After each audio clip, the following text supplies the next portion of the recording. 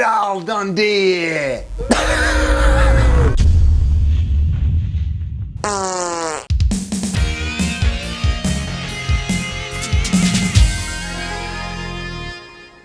I love the Croc! What up, guys? Bobo here with BrassReel Brothers. Thanks for coming back for some more popcorn. Real quick, before I start the video, guys, hit that subscribe button if you haven't done so already. Every little like and every subscribe helps. Anyways, as you guys can see, I've switched some things up in the back there. I hope you like it. Just felt like it needed a little bit of a change. It was getting stagnant.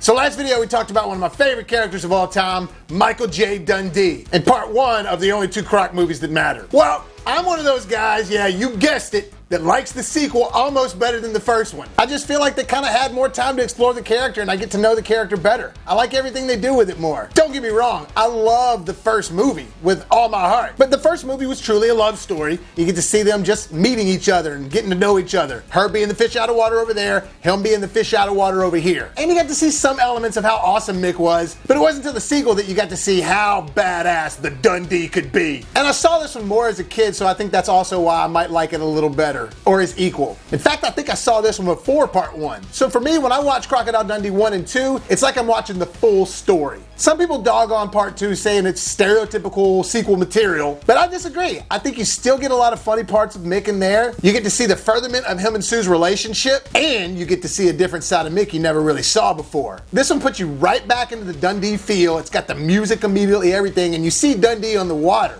and he's fishing. You're like, oh, this is cool. He's back in Australia doing his thing. Nope. He's fishing with dynamite in the middle of New York, and it just pans out and you see New York everywhere. And just like in the first one, Mick was getting to know everybody immediately, and everybody immediately liked Mick. They paint the picture in this one that he's like friends with the cops and everything. They pull up while he's fishing, the helicopter and everything, and oh, I should have known it was you. I might have known it would be you. And as soon as you get introduced to Linda Kozlowski again, woo! And just like the first one, quick exposition, painting the picture of where they are now, their life together, Mick's in New York, and it pretty much just picks off from where the first one left off. Now that they're together, what are they gonna do? This one's kind of reverse of the first one. The first one, they started out in the Outback and went to New York. This one, it starts out in New York and then they go to the Outback later, but I'm getting ahead of myself. We'll get to that. The main things in this movie I think that stand out are the pacing, and the fact that it has kind of like two plots. Cut to Sue's ex-husband, who's like this photojournalist on assignment, kind of a government assignment, and he had caught the trail of this drug cartel. And to me, this is the main difference between this one and the first one. It takes a more serious tone in a moment. In fact, her old boy gets killed. It gets serious. Real quick, I just gotta say something. They kill this guy off screen, and it's supposed to be done with a silencer, and they do it by making you hear the silencer while they're in the other room. Anybody see something wrong with that? Not supposed to hear a silencer?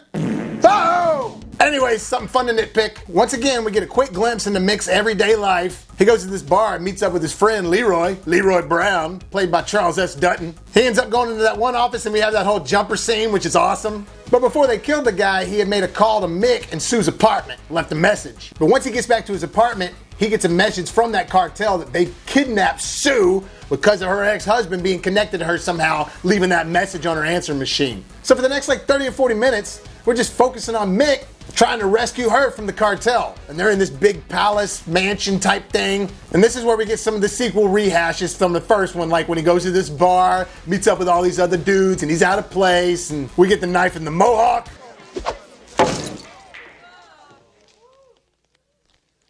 Oh, and I forgot to mention the scene where Mick's in the subway and those two Asian guys get off the train and they see him because that one henchman from the cartel is chasing Mick. Those two guys are hilarious. They're in their suit. They help him out with like some karate and everything like that. And then they're like, oh, Clint Eastwood. Fire. You know who that was? Clint Eastwood. Clint Eastwood. Just so funny to me. Oh, and the train they get off of has Susie from Curb Your Enthusiasm on it. Where the first one reminded me of Indiana Jones, this one reminds me a little bit of elements of Rambo, because even before he goes to rescue her out of that mansion palace area, he's like sharpening his knife and everything by the light, just like a Rambo prep montage scene. Oh yeah, and when Mick has got that other henchman on top of the building, hanging him off the side, and then he jumps down and swings into the neighbor's window, just like Indiana Jones.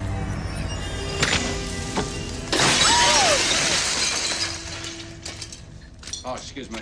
Man, now Mick is Rambo and Indiana Jones at the same time? What a badass! And that's after he pulls a guy through the door after the shotgun blast. Then cut to him saving Sue at the mansion. He's catching dudes' kicks like Bruce Lee, throwing the butt of his knife at dudes just to knock them out, busting down the door with a statue? What a badass! And as a bonus, we get a young Colin Quinn pulling up in a limo, joining the party when all that gang is outside the mansion. I'm in. What are we doing?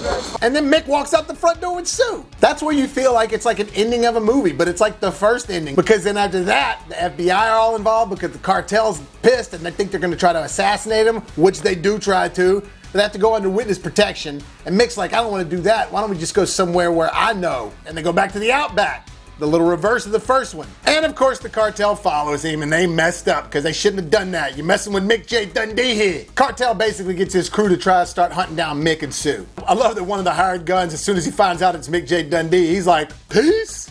Would that be Mick Dundee? Yeah, so what? And it wouldn't be a classic 80s movie without having some classic 80s actors in it. You got Louise Guzman and Bill Sandy, regulars from the 80s. And good old Walt Riley comes back into the picture. Unfortunately, he gets kidnapped by the cartel and they start using him as bait. That's what's great about this movie. You get to see Mick more in action. You get to see how he's one step ahead of everything. You've already seen him save his girl, and even though they're back in the Outback and they got Walt Riley now as hostage, he's always one step ahead. He knows he's always better. Shoot the dopey bastard! I love that Walt is building up all this shit about Dundee and just kind of pumping him up to all the cartel, saying that he knows black magic and he was born an Aborigine, and which leads right into them going to sleep and Mick doing the whole bait thing on them and getting the bats to fly in. Again, reminiscent of the kangaroo scene in the first one. He's coming out of the dark throwing snakes on him, and his other buddies from the first one, Donk and Nugget, are all in on it now because Walt's been kidnapped. G'day. Want a cold one? Call me Nugget. Donk. And in turn, they're like, you know what? We're gonna kidnap some of you guys too. That's where you get the famous needs garlic scene. You really, enjoying that? Nah, needs garlic. Catches one with the old water buffalo trap.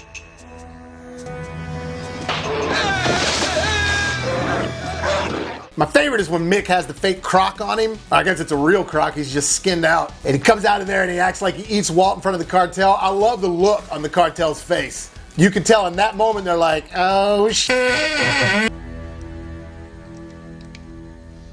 He's just playing with him the whole time because that's what he does. I mean, his name's Crocodile Dundee. I don't care what anybody says, he's badass. And of course, we got the famous scene with that pre-battle moment.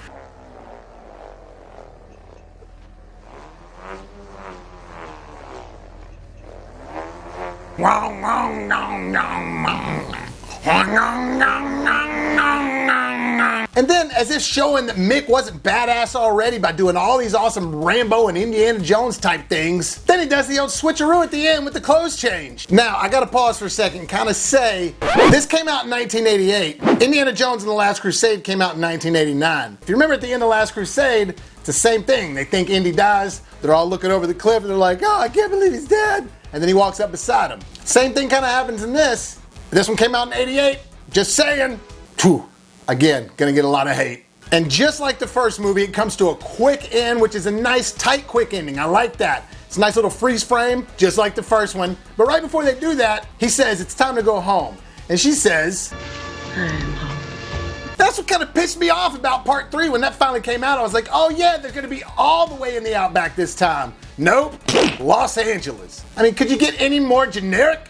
Anyways, that'll finish it up for the Croc franchise. Remember, part 3 is obsolete. If you enjoyed watching this video, hit the like button. Look for BrassReel Brothers on Facebook. Look for Bobby Williams on Facebook. You can find me on Twitter, BrassReel Bobby at BrassReel. And if you haven't done so already, hit that subscribe button so you can help us make it to the top. And as always, if life gives you lemons, make some hot, fresh popcorns.